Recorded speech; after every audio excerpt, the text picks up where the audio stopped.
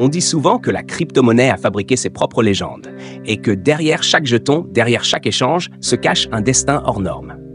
Mais qui sont vraiment ces hommes et parfois ces silhouettes discrètes qui dominent l'empire des milliards numériques? Aujourd'hui, je vais te raconter leur histoire. 10 fortunes, 10 trajectoires, 10 leçons sur le risque, le génie et parfois l'opportunisme. Et tu verras, certains noms vont te surprendre. Tout en bas du classement, mais déjà à des hauteurs qui dépassent l'imagination de 99% des gens, il y a Jed McCaleb. Lui, c'est le hacker devenu bâtisseur. Avant même que le mot crypto ait franchi les lèvres du grand public, Jed expérimentait déjà. Il fonde MetGox, une plateforme d'échange bricolée, qui deviendra quelques années plus tard un symbole de scandale. Mais Jed, malin, vend avant la chute. Puis il plonge tête baissée dans Ripple, co-créant une des blockchains les plus puissantes pour les transferts de fonds. Il garde un paquet de tokens XRP et plus tard lance Stellar, un autre projet qui vise à révolutionner la finance. Aujourd'hui, il vaut près de 3 milliards de dollars. Pas le plus riche, mais un pionnier, et surtout un survivant. Une preuve que même les débuts chaotiques peuvent déboucher sur un empire. Juste au-dessus, dans ce club très fermé, on trouve Mike Novogratz, un ancien gestionnaire de hedge fund, un homme du système qui a basculé dans l'univers crypto au bon moment. Mike, c'est un peu le prêcheur médiatique, celui qui monte sur les plateaux, qui annonce haut et fort que le futur est ici. Il fonde Galaxy Digital, un fonds qui mélange finance traditionnelle et crypto. Il mise sur des tokens, sur des startups et fait grossir sa fortune au fil des cycles. Aujourd'hui, il pèse plus de 2,5 milliards. Sa leçon est claire.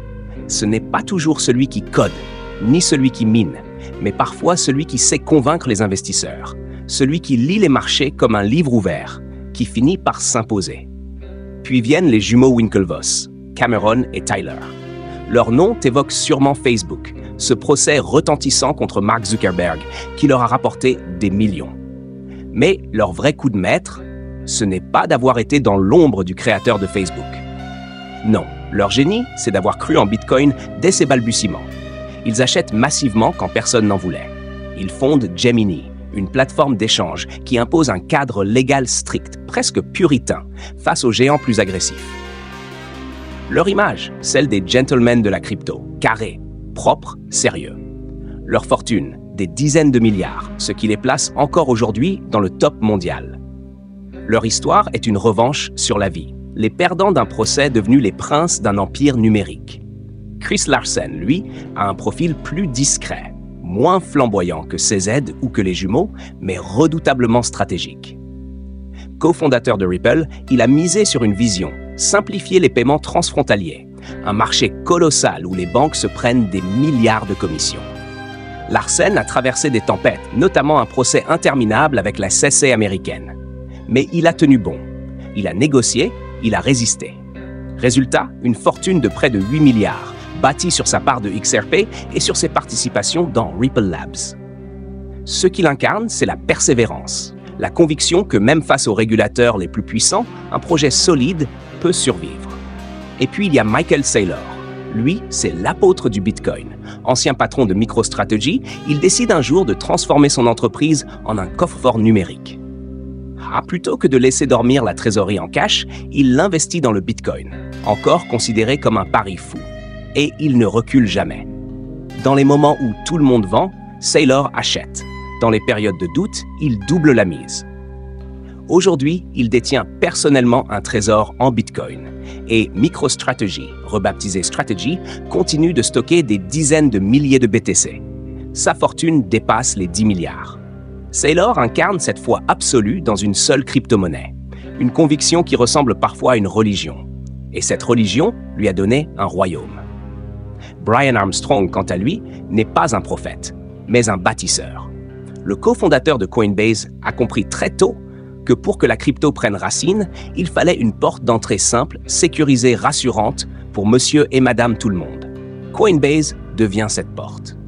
Chaque nouvel investisseur américain, chaque étudiant, chaque retraité curieux qui veut acheter ses premiers bitcoins passe par Armstrong. La plateforme s'impose au Nasdaq. Armstrong devient une figure incontournable et sa fortune dépasse les 10 milliards. Sa leçon est limpide. Là où certains construisent des blockchains, d'autres bâtissent les routes pour y accéder. Et parfois, ce sont ces routes qui rapportent le plus. Mais quand on grimpe encore, on entre dans une autre dimension. Giancarlo Devasini, CFO de Bitfinex et figure clé de Tether, est l'un de ces hommes de l'ombre. Peu de gens connaissent son visage, mais son influence est immense. Tether, c'est le stablecoin USDT, la pierre angulaire de presque toutes les transactions crypto. Chaque jour, des centaines de milliards passent par USDT. Devasini en détient une part colossale et sa fortune dépasse les 20 milliards. Sa position illustre une vérité brute. Dans la crypto, les stablecoins ne sont pas glamour, mais ils sont vitaux. Et celui qui contrôle la plomberie contrôle souvent plus que celui qui vend l'eau. Puis vient le roi déchu qui reste malgré tout un titan, Changpeng Zhao, alias CZ. Fondateur de Binance, il a bâti en quelques années la plus grande plateforme d'échange au monde. Son parcours est digne d'un film. Immigré, codeur, entrepreneur, il lance Binance en 2017 et en fait un empire planétaire. Aujourd'hui encore, malgré sa démission forcée du poste de CEO, malgré les pressions des régulateurs, CZ détient toujours 90% de Binance et une montagne de BNB, le token maison. Sa fortune frôle les 63 milliards de dollars. CZ incarne l'agilité, la rapidité et cette audace qui consiste à avancer plus vite que la loi elle-même. Pour ses détracteurs, c'est un cow-boy. Pour ses admirateurs, c'est un génie. Mais quoi qu'on en pense, il est le plus riche de tout l'écosystème crypto. Derrière chacun de ces hommes, il y a une leçon, une manière différente d'aborder le monde des crypto-monnaies. Jed McCaleb, le pionnier hacker. Novogratz, le financier médiatique. Les Winklevoss, les investisseurs visionnaires. Larsen, le stratège réglementaire. Saylor, le fanatique du Bitcoin. Armstrong, l'ingénieur de la simplicité. Devasini, l'homme de l'infrastructure. Et CZ, le seigneur de l'empire. La morale, il n'y a pas une seule façon de bâtir une fortune dans la crypto. Certains ont parié sur un token. D'autres ont construit des plateformes. D'autres encore ont maîtrisé la régulation ou se sont glissés dans les coulisses. Mais tous partagent un point commun. Ils ont cru là où d'autres doutaient. Ils ont tenu quand tout s'écroulait. Ils ont pris des risques gigantesques. Et aujourd'hui, leurs noms resteront gravés dans l'histoire numérique. Alors, la question que je te pose à toi, qui m'écoute, lequel de ces parcours te parle le plus? Est-ce que tu es plutôt du côté de Saylor, le croyant absolu, ou d'Armstrong, le bâtisseur de ponts? Es-tu plus attiré par le côté pionnier de McCaleb ou par l'audace brute de CZ? Une chose est certaine, la prochaine légende de la crypto n'est peut-être pas encore dans ce classement.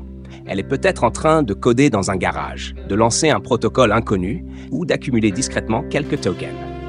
Et peut-être, qui sait, ce sera toi.